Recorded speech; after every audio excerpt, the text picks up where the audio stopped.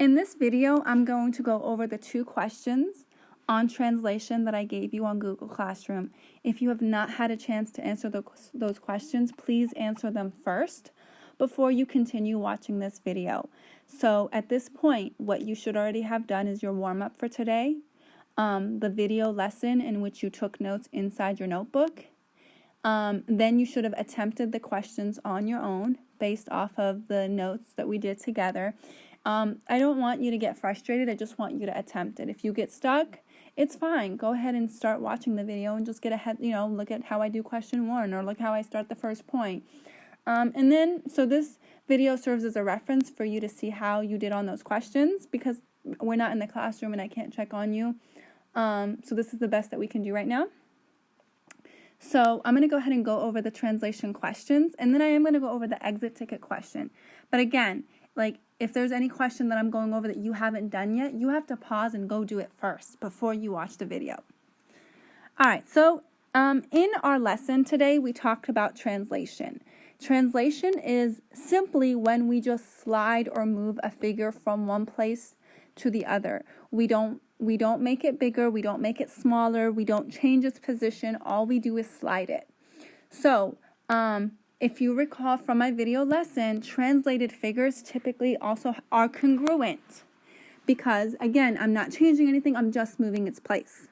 So, in this question, we start with graphing the points, writing the algebraic representation for how we're going to translate it, and then drawing the new translated shape. So on my coordinate grid, it's already numbered, and I'm going to say if you want to do this easily, I suggest you also number your coordinate grid before you start translating anything. So let's go ahead and start with the first point. I'm going to go ahead and graph -4, 3. If you recall, my coordinate points are in the order of x and y. So -4, 3 means it's going to fall right here. This is my -4, 3. I'm going to go ahead and label that as point A.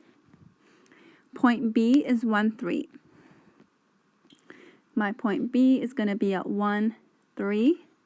My point C is going to be at 1, -1, 1, -1.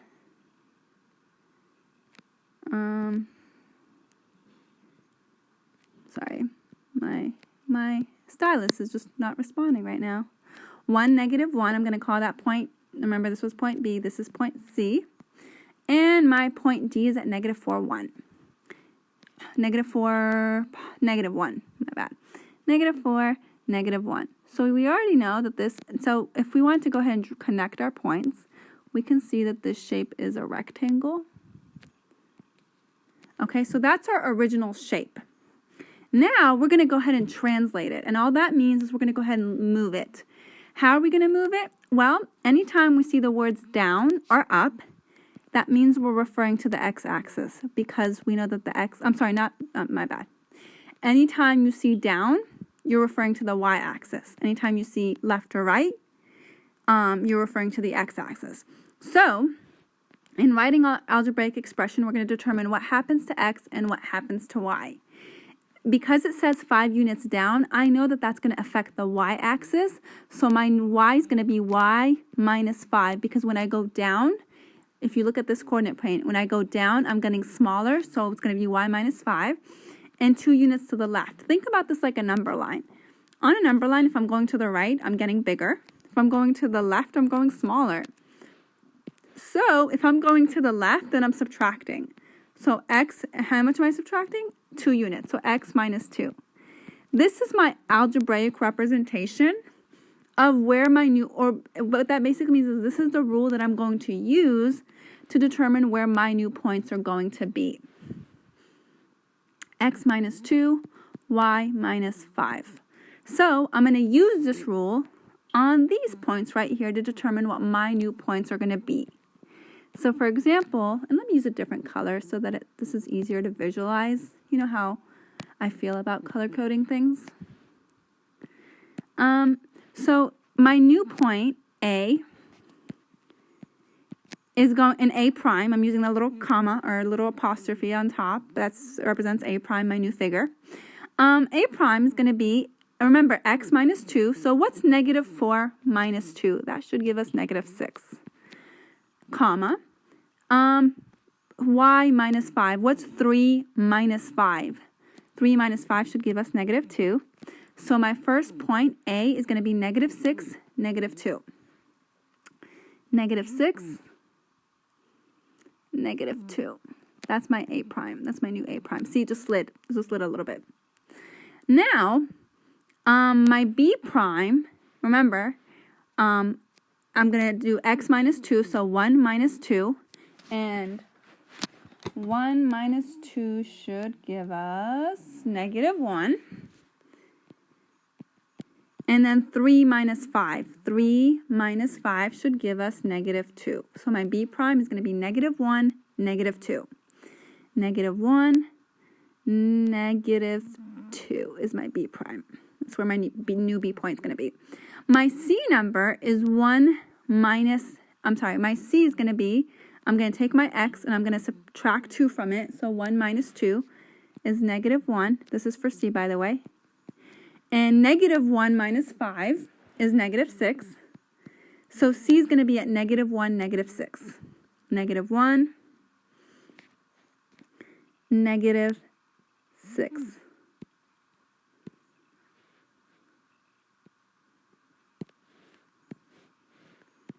And my stylus is just not cooperating right now, so just let's give it a second. Negative 1, negative 6. There it is. That is my C point.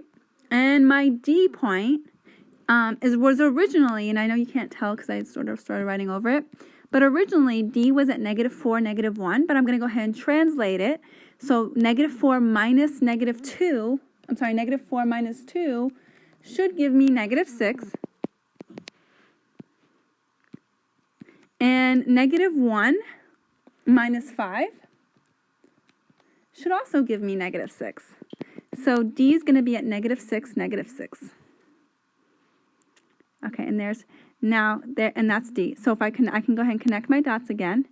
Now, if you see that I didn't enlarge the shape, I didn't shrink the shape, I didn't change the position of the shape. All I did is I slid the shape, and that's what translations are. You're just sliding the shape. All right? I'm going to go ahead and go over question 2. If you need to go back over this question, please feel free to go back over it. Question 2. Now, again, I'm going to start with graphing the points, and I highly encourage that you label your coordinate grid before beginning. So I'm going to start with negative 5. Negative 5, 3 is A. So negative 5, negative 3.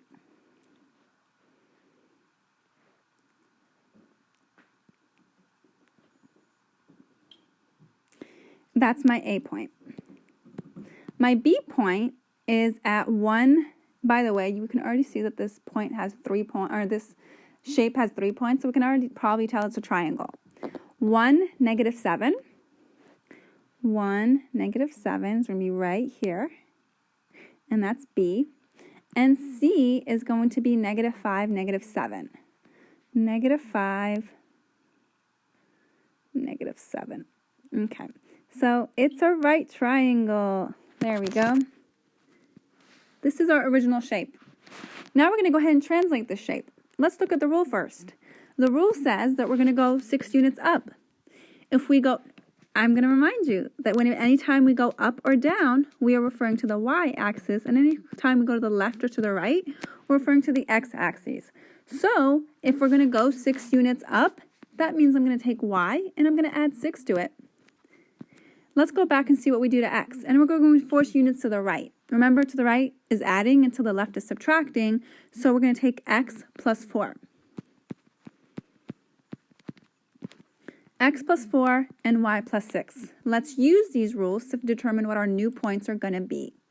Our new points, so if I'm going to take negative 5 is my first point, and I'm going to add 4 to it, negative 5 plus 4 should give me negative 1.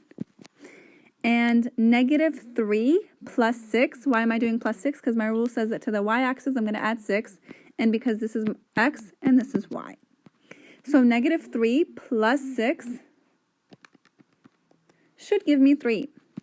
So my first point A is negative 1, 3. Negative 1, positive 3. That's my first point. That's A. B is going to be at 1 plus 4 is 5, and negative 7 plus 6 is negative 1. So 5, negative 1. Yes, you're reviewing your integer operations with this. 5, negative 1. 5 and negative 1 should be about right here.